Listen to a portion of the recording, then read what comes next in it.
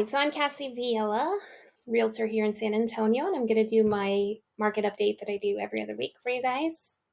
So the COVID updates, we're still kind of seeing a little bit of an increase. We're on moderate threat level, but it's still much lower than, say, July. And then here's the link that I always post for if you have struggling tenants. This link contains some different kinds of rent help. So we have a glitch, so I don't have a lot of information, but you can kind of see week 4 of October where we were. Same thing with the rental showings. So we had a little bit of a slowdown, but Halloween week, it could have been slower for that reason.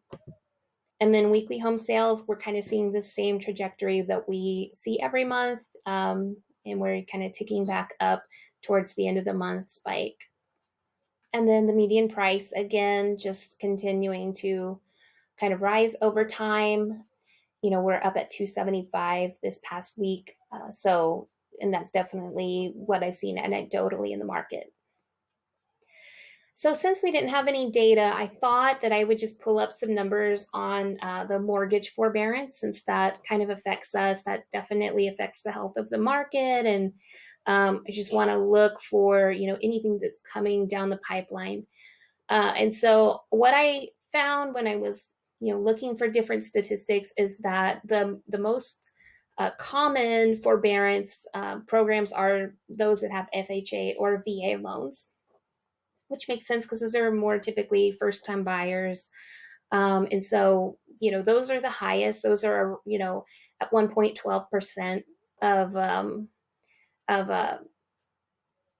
all loans, all VA and FHA loans were in forbearance. So, but we do see, all of the articles I read were talking about July seeing a decrease. June was kind of the 3-month forbearance period that was automatically assigned. It was up in June, and so then a lot of people just resumed paying. So we did see the total amount of forbearance decreasing.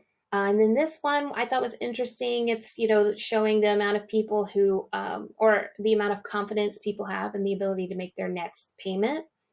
And so, you've got a pretty good percentage of people not as confident as obviously we would want them to be. And so, we've got definitely COVID is affecting how much people are able to pay their mortgage, and how many people are struggling.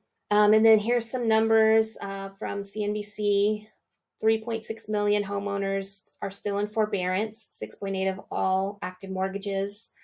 And then, like I said earlier, the majority of those are FHA, VA loans.